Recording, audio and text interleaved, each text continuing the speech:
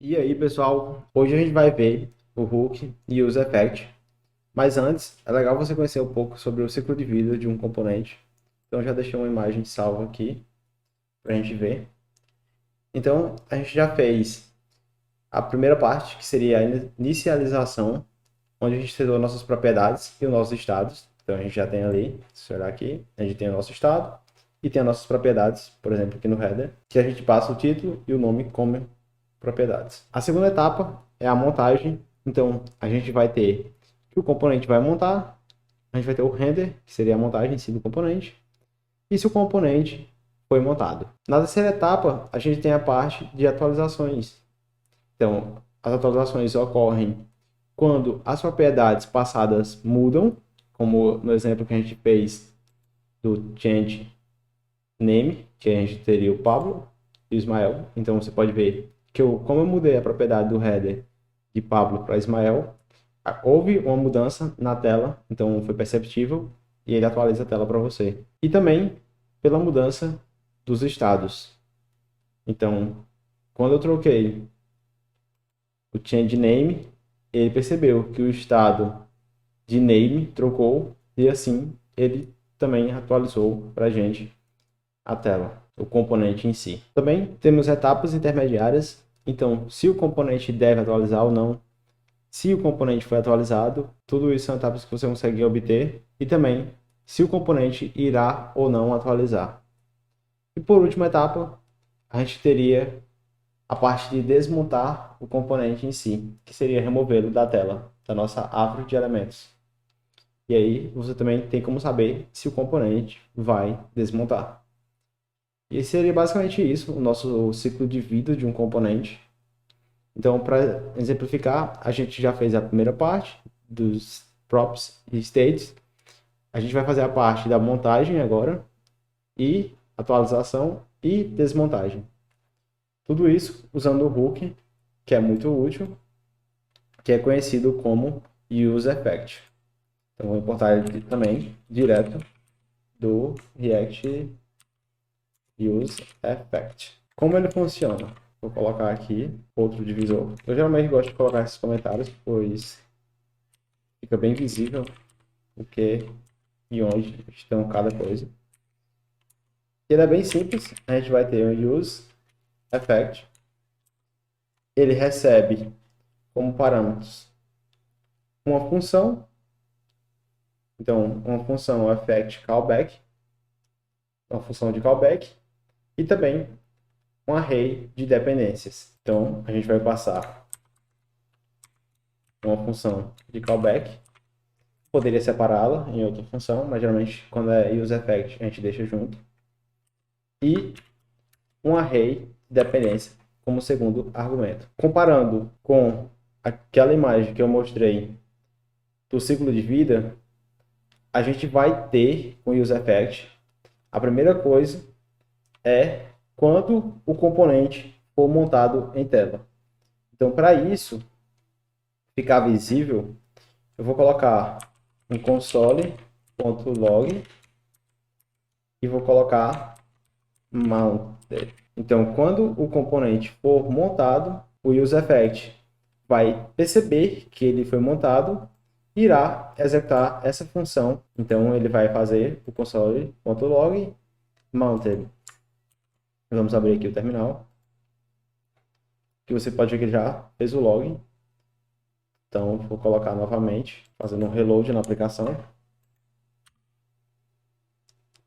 Mounted. Então você viu que ele conseguiu perceber quando o componente foi montado e já fez o console para a gente. Agora a gente entra também na parte de atualizações. Uma das coisas que é mais usado no UseEffect é justamente isso, a gente saber quando foi montado e a partir daí fazer alguma verificação para atualizar novamente algum componente, algum estado ou mantê-lo de alguma forma. Então, o que eu vou fazer, eu vou criar um if no name. Se for igual a Ismael, eu vou fazer um set. A gente ainda não tem, né? Mas eu vou colocar de volta aqui o set title. Então, eu vou setar o nosso título. em inglês. Então, vou colocar hello. E aí, entra a segunda parte, como eu falei.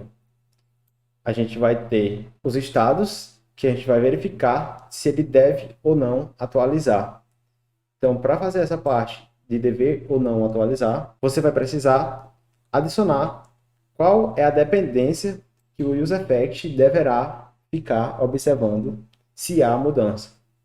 Então, como a gente está usando o name, então o name ele deve ser observado. E é isso que eu vou dizer para o useEffect. Vou copiar name, no meu array de dependências eu vou colocar o name. Então, se o nome for Ismael, eu vou colocar no meu título como hello. Deixa eu iniciar. Não atualizou, porque eu coloquei o nome com I minúsculo. E agora ele trocou para hello. Se eu colocar Pablo e Ismael, ele está continuando atualizando, mas você não está vendo a mudança, pois a gente não tratou se for o nome Pablo. Então eu vou colocar else set title olá. Então agora, quando estiver em Ismael, eu vou colocar até esse console como updated. Você viu que já apareceu uma vez. Então, quando estiver Ismael, aparecerá hello. Quando for Pablo, olá. Você vê aqui que ele atualizou uma vez. Então, uma. Então, você vê que ele tem essa parte do ciclo de vida do componente. Quando a gente está trocando o nome, ele está observando, opa, alguma propriedade, algum estado do meu componente atualizou e eu estou responsável por olhar justamente essa propriedade chamada name. Então, ele vai pegar o nome, trocou o nome? Sim, trocou. Então, eu vou executar o código dessa função que eu passei. Bem simples, bem útil. E também você consegue colocar mais de um useEffect em um mesmo componente, principalmente em casos que você queira observar uma propriedade por vez. Então, a gente fez aqui observando o title, o nome, na verdade, nessa primeira, e agora a gente vai fazer uma observando o title. Então, vou colocar title e vou fazer um console.log no title. Então, ele vai trocar para a gente. Toda vida que atualizar, ele vai printar para mim o nome que está lá no title. Então, aqui, olá, atualizou e printou o olá. Atualizou e printou o hello. Isso também nada impede você colocar as duas propriedades juntas. Então, depois de atualizar, eu quero printar o title. Então, vou colocar ele também nessa dependência. E eu posso remover esse useEffect abaixo. Vai continuar a mesma coisa. Hello, olá, hello. Legal. Então agora você conhece o conceito de propriedade, conhece o conceito de estado e também conhece o conceito do useEffect, que é o ciclo de vida do componente. E tem o último, que seria a parte do unmounting. Então, no useEffect a gente também consegue trabalhar com o unmounting. O que você precisa fazer é dar um retorno de uma função no useEffect. Essa função será apenas executada quando o nosso componente for ser desmontado. Então, vou colocar mounting.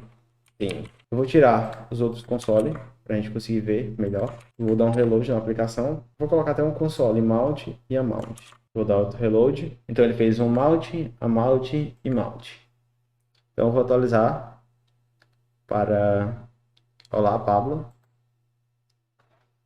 Que ficou bem confuso, mas dá para ver que ele estava nessa última aqui. Ele fez um mount, montou o componente, fez outro mount e montou novamente. Então, a gente passou por todo o ciclo de vida de um componente, desde o unmounting, a atualização, que seria pelo estado, e o unmounting, que você pode setar algum valor, fazer alguma configuração. Então, por exemplo, quando o componente for desmontado, eu gostaria ter um alerta. Então, component unmounted.